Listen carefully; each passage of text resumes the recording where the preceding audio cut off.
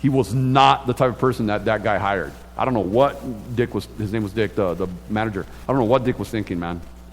Because I was like, the first time I saw him, like, what is this guy doing here? I didn't even know who he was. There's a reason. Guys, there's a reason. All right? All right, guys, let's pray. Heavenly Father, thank you. Father, thank you for your word. Lord God, thank you, Father, even today, we listened to James wrote. Lord God,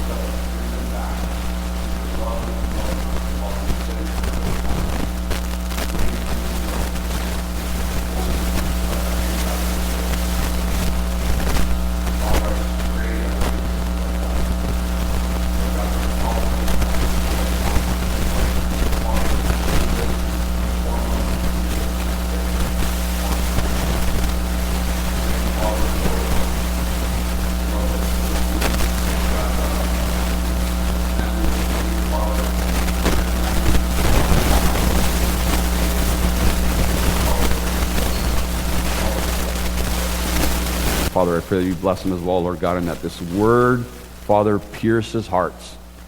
I thank you, Father, because you're so good. You're so loving and you're so patient. I ask you everything in Jesus' name. Amen.